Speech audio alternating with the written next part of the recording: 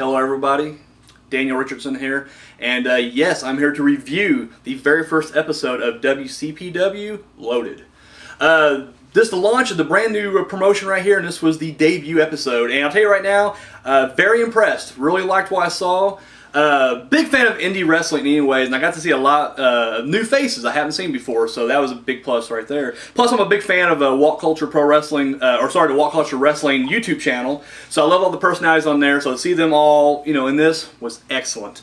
Alright, so let's go ahead and just do a recap of the show. First, right off the bat, Adam Pacitti, our general manager, showed up and addressed the crowd. He also revealed that he's going to be showing off the Walk Culture Pro Wrestling World Championship later in the evening. So that was kind of cool. We was also introduced to our commentary team, Mr. Simon Miller and King Ross. Right off the bat there now, great. Love the. I'll save my review for later on. I'll come back to it. So right off the bat, I keep saying right off the bat. And there wasn't even a bat in the... we had a triple threat elimination match to kick things off. First match. And it was Alex Gracie, which he was accompanied to the ring by James R. Kennedy and Lucas Archer. So one's Kennedy's the manager, and Archer is his tag team partner, which later they would be known as the Prospect. But the other two people in this match was Gabriel Kidd and Joseph Connors. And hell of a match. This thing was a technical classic. I mean, fast-paced, hard-hitting, really quick. I loved it. And then, Joseph Connors, man, hit this insane, cradle DDT on Gabriel Kidd, eliminated him first. And then, of course, it came down to him, Alex Gracie. But halfway through the little interaction between those two guys, Archer ran out there, hit him, low-blowed him. Disqualification right there. They would continue to beat him down, and then, of course, they left. Joseph Connor picks up a disqualification victory. Not as satisfying as a pinfall victory, obviously, but, what can you do? So, and then, of course, that's when they announced that they are the Prospect, and, yeah, they're going to be, hope the WCPW is taking notice there, so... New tag division? Who knows? We don't know yet, but we do know the Prospect's looking to take some people out, so... Up next, we got Ligero. Man, Simon Miller's rubbing off on me. Ligero. And he went up against Martin Kirby. Martin Kirby, wow, I don't even know where to begin on this guy. He was just kind of running around the ring and doing his thing and goofing off. Did not work out for him, though. El Ligero took him down, so boom. El Ligero picked up the win. And then the next match, well, actually, we were introduced to Prince Ameen. Came out and went ahead and addressed the crowd and basically said he was there, for one thing, to capture the WCPW World title. And he issued an open challenge, which was met by the Iron Man, Joe Coffey. Joe Coffey came out. They, had their match. However, Prince Ameen rolled out and took the count out. Lost, walked away, and then of course he's just like, I'm not here to fight those guys, I'm here for the gold. I hate to tell you, Prince, the only way you're going to get any gold is by winning matches, but whatever, it's, I'm sure you got your own game plan, but and then he left. Of course, they talked to Joe Coffey, and Susie, Walk Culture's own Susie, showed up, and she said that she's looking for a man herself, but nothing more than a man, not just any man, a beast. And then, of course, we saw the Primate show up after that, so will there be something there? We don't know yet. Finally, we get to the main event, and this is a match we've all been waiting for because we all know the history. Jack the Jobber's been looking for somebody to be, to represent him in a match against Adam Blampier's pick, who was Rampage. And so this match itself was between Joe Hendry and Big Damo. I hope I'm saying that right. Damo? I'm gonna say Damo. Who's a fucking monster of a man. This guy, literally, he's a beast. But anyway, so they fought, and this the special stipulation here was not only would the winner go on to fight Rampage for to be crowned the first ever WCPW World Champion, but Jack the Jobber was actually the ringside enforcer. I had the same reaction that he had. When he heard he was going to be the ringside enforcer, you're like, wait, what? Really?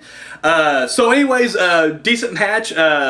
Joe Hendry was trying to play some mind games. He sang a parody of Adele's Sorry, which did not work out for him at all. Big Damo just beat the shit out of him. Had an awesome fall-away slam though, that Hendry did. I didn't think he had any, but he fucking lifted Big Damo up and boom. However, referee went down early on, which you're like, well, what the fuck? And Jack the Jobber had to go in there and take over the officiating. Some people were complaining that he was doing a fast count. I will say he's not a referee. I don't even think he wanted to be the enforcer. He was literally just trying to do the best he could. And to his credit, and this is something he's mentioned on his Twitter page, you know, he did a fast count on both of them. It wasn't like he did one or the other. But anyways, in the end, Big Damo is the winner. He is now Jack the Jobber's man, and of course he is going to be taking on Rampage to see who will become the WCPW World Champion. And the final segment of the night to close it out, Adam Blampied and, first Adam Pacitti came out to show off the new title, but he was interrupted by Adam Blampied and Rampage. And wow, what an impact Rampage made. He comes out and, of course, you know, Blampied, his best Eric, you know, Bischoff impersonation. Loved it, fucking loved it. And then, of course, Rampage threatened, he, you know, got a hold of Pacitti. And, of course, security and referees came out, but, dude, Rampage went on a rampage, took them all out, pile drove the head security. Oh, which fucking looked brutal. And then, this was weird because the crowd, you know, was, you know, they were on fire on this. But, dude, he took the old title, the old cardboard Walk Culture Wrestling Championship, and he tore it up. Oh, you should have heard the crowd, dude. They wanted his blood after that, which I thought was kind of crazy. You know, he damn near broke a dude's neck. No problem. No one really gets, you know, bent out of shape there. But dude, you rip up that Walk Culture Wrestling title, fucking forget about it. So that was the end of the show right there. And there's a lot of questions left. I mean, what's Adam Pacitti going to do? What kind of, you know, repercussions is this going to bring for Rampage? You know, you put your hand on the general manager, you pile drove security. And, of course, you tore up a symbol of what Walk Culture Pro Wrestling was all about, you know, the essence of it, if you will. And then, of course, you know, who's going to win, him or Big Damo? So, all that's coming up this Monday, so definitely tune into that. So, we're at the portion now where I'll give my review of each thing. I'll say right now, I do love, I mean, it was a small crowd, probably about 100 or so in the crowd, I'd say. But dude, they were all on fire. That's what was great, was these were all clearly fans of Walk Culture Pro Wrestling, which was great because it's like, you know, they get the product, they know what they're trying to do. So you had, you know, you didn't have anybody there that wasn't, you know, didn't want to be there. You didn't have any, like, you know, assholes in the crowd. It was literally just tons of the fans, and that was great. So I love that. I love the production value. I thought the production values were great. I know they're kind of hard on themselves when it came to the green screen background backstage area. I didn't think it looked that bad. It really didn't. So don't beat yourself up too bad about that. I thought it looked pretty good. But no, and I love the commentary team. King Ross was hilarious. He's always been one of my favorites, part of the Walk Culture staff anyways. Big fan of the WTF show. However, as a commentator, dude, he's spot on. And dude, Simon Miller's great as being like the straight guy who kind of bounces, who King Ross kind of bounces off of. They were a great team. I loved it. And of course, we know later on in the evening, Adam Blampied teamed up with, joined the commentary team. Sorry, and that was just great too. So I mean, I just loved the interactions there and everything. Okay, so let's break down the matches now. First match Triple Threat, it was, like I said, high energy. I really enjoyed it. I'm really curious to see, what this whole prospect thing is going to go on to. The only thing I was kind of hoping, because, the prospect was beating down Joseph Connors. I was like, where the fuck's Gabriel Kidd at? Like, granted, he did just get DDT'd by Joseph Connors, but I'm like, that was a match. That's competitive. After the match, you see a guy getting beat down by the prospect, and he wasn't that far away. Like, literally the interference didn't happen too long after that first fall. So I was like, go in there. What I always wondered is, when it comes to like a triple threat match, I understand. You'll get in there, try to get the... But what's a triple threat elimination match?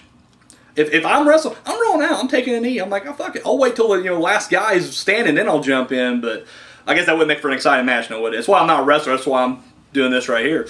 The second match, comedy match, Ligero versus Martin Kirby. I didn't know what I don't know any of these wrestlers starting off. Like, I mean, these are all fresh faced, and they did get a lot of them from around the world, and that's cool. But I was honestly unaware. I've been out of the wrestling game for a while now, since '07 actually. I haven't really stayed too current with the product. This is actually the first thing that kind of brought me back. So kudos for that. But it was a comedy match. It did exactly what it was supposed to do. I enjoyed it. I thought it was, it was a fun match to watch. Although I want to see El Ligero more. Like, I feel like I want to see him actually compete, because this is like, Martin Kirby is definitely more of a goofy character. So I was wanting to see, I don't know, more, from Ligero. But the great thing is, Ameen did just announce this weekend, current weekend, not past, weekend, that El Ligero is going to be taking on Jay Lethal, who is the current Ring of Honor World Champion. So if he wins that match against Jay Lethal, he will earn a title shot. And you know what? I hope it works for him. I really want to see more of El Ligero. I think really he's one of the top guys right now in the company. So really cool. Now the next match, Prince Ameen versus Joe Coffey. If I have to award like the worst match of the week, and I'm not trying to down, it was a good match to watch. It wasn't boring like that, but it just didn't capture anything for me. Like, the first match was high energy. It was fun to watch, everything like that. The second match, it was more comical, but it kept your attention. This one just seemed very drab, and I don't know why exactly. Only thing I can think of, if I had to pinpoint it with my own, expert opinion, it would be, dude, Prince Ameen right off the bat, dude, that is the first time the crowd kind of turned against somebody. Like, not like, playing like, good guy, back. Like, they literally just did not want to give this guy a chance at all. Like, I didn't think I was going to hear a what chant from the crowd at all, because it seemed like, it's more of a smarter crowd or whatever. Like, that's something you do like when you really hate someone, and yet, dude got the what, and I was like, oh, brutal, he's getting the what. Fuck. So that was the first thing. I kind of felt like that and he didn't quite know how to handle that crowd, I noticed. It was just kind of like, I don't know, it was brutal to watch. But then you get Joe Coffey out there, and this is another guy I was kind of looking forward to seeing, but I just wasn't feeling this guy. Like, I don't get, what is his gimmick? He's a guy who wears an Iron Man mask and then air guitars Iron Man? Did I got that right? Is that really just his gimmick? Like, and he looks like Big Damo's Big Damo's little brother or something like that. He looks like a mini-me of Big Damo. Like, the hair, the beard's like fucking same. So I couldn't get that. The crowd was really into it, though. I mean, the crowd was playing along. They were doing the whole Black Sabbath Iron Man theme. I mean, the crowd was on fire the whole night. So that's just my personal opinion. I just could not get into Joe Coffey at all. I don't quite get the whole. I don't get the gimmick. But the fact that this match ended with a countout also is very unsatisfying. But once again, I mean, it makes sense for the Prince Ameen character. I'm just kind of curious where he's going to go after this. And of course, for me personally, the match of the night was the main event, and not necessarily like I said. The triple threat elimination match earlier was clearly like the technical, match, But this match, I mean, it had a story. It had Jack the Jobber, that whole epic thing right there. And yes, I mean, you built a story around that like there, and it progressed that, and it was a great match to watch. It really was. I was literally like, who's going to win this thing? I'm curious, And I do think the right guy won. I think it's funny if you look at like a storyline standpoint, fucking Joe Hendry, sorry. He has no one to blame but himself. If he would have accepted Jack the Jobber's offer right off the bat, when Jack Jobber came to him the first time, it's like, hey, will you, be my guy? He would accept it. Guess what? That's it. Boom. Contract would have been signed between him and Rampage. But he was like, I'll get back to you. Well, in that time of getting back to him, Big Damo stepped up and bullied his way into the position. And it's weird because I'm like, storyline-wise, I don't think, if I'm Jack the Jobber, granted, you don't want to go into the ring against Rampage yourself, which is what Rampage was threatening to do. But, so you definitely want Big Damo there, but I don't see this relationship working at all, dude. Like when Jack the Jobber was doing the right thing, he made the count or whatever, and it was a fast count at that, and Hendry still kicked out that first time. Dude, like, Damo just, completely boxed him into the corner, and I was like, oh, dude, you're going to get your ass just handed to you. Do you really want this, psychopath on, But I guess it's better than going in the ring against Rampage, because let's face it, that's, you don't want to fuck with that guy. And, of course, my final note would be Rampage. I can tell you right now, easily going to be my favorite wrestler in WCPW right now. Because Adam Blampe, I think he has that charisma, which everybody just, you love to hate him. But you just kind of, he goes beyond that even. Like, you don't even love to hate him. You just love that he's an asshole, and you're still rooting for him. Even though, he's clearly, he crossed the line tearing that belt in half. Or having Rampage tear that belt in half. But I think the combination of him and Rampage is going to be just incredible. And, of course, Rampage definitely made an impact, and I'm really curious to see how it's going to go. And you know what? In my personal opinion, I really hope he takes out Big Damo when they do meet for the, first ever Walk Culture Pro Wrestling World titles. So, all right, and so that was my layout of the show. It was a great show. Looking forward to more. And now at the end of each show, I'll cap it off with my top 10. I'm picking the 10 wrestlers, the top 10 wrestlers of WCPW currently. At number 10, I hate to do it, but he didn't wrestle. So I have to put him at the bottom. I can't in good conscience put him up there yet. Number 10 will be Rampage. I don't think he'll be number 10 for long. I think once he starts wrestling, he's going to shoot right to the top. But right now, in all good conscience, I cannot give anything higher than that. So, at number 9, I got to say, it's Prince Ameen. How can I give a guy who walked out of his match anything higher than that? In fact, if Rampage would have wrestled a match at all, he would have, Prince Ameen would have been number 10. So, Prince Ameen, number 9. Number 8, I got to go with Martin Kirby. Comedy act, nonetheless, but guess what? Yeah, you're not getting the job done in the ring. You did I'm not sure who did it first. You were Bo Dallas, but you did the Bo Dallas, lap around the ring a couple times. You're celebrating a shoulder block. And don't get me wrong, it was a lovely shoulder block, but it ain't gonna win you no gold, buddy. And that's what it's all about. If you're in Walk Culture, pro wrestling, the one thing you want to get is that world title, baby. So, you gotta do better than that. Number 7, Joe Hendry. Once again, if you would have just not, you would have accepted it, the local hero could have been like, you know what, I will be your guy, Jack the Jobber. You would have been in that top spot already, but guess what? You didn't. You wanted to play PlayStation and chill on Sunday, and guess what? It caught up to you. Your head games didn't work against Big Damo, and he snatched your ass up from the back, and he showed you what for. And an impressive fallaway slam nonetheless. You're still ranked at number 7. Number 6, I gotta go Gabriel Kidd. He was the first one eliminated in the triple threat elimination match. So, but very impressed with his work, and I'm seeing big things from Gabriel Kidd coming up. So I really think he's gonna do good. So, number 5, gotta go with Alex Gracie. Once again, he didn't win, but he also showed he showed some real good potential. And you know what? The name of the tag team says it all. The prospect. I think he's going to be really something to see here in the future. Number 4, Joe Coffey. I don't get the gimmick. I don't like the gimmick. I don't. He's very bland, but nonetheless, he was in there. He got a win. He's currently undefeated, if you will, at WCPW. So, yeah. And, of course, I'm curious if him and Primate's going to have to throw down because, dude, Primate definitely disrespected you backstage. You can't let that shit go. So, what would Ozzy do? What would Tony Stark do? Stand up. Fucking, be a man. Take this Primate down. Number 3, I got to say, El Ligero. Ligero. Simon Miller. Anyways, El Ligero, I'm looking forward to seeing this guy. Really looking forward to the match with him and Jay Lethal. I think it's going to be fucking awesome.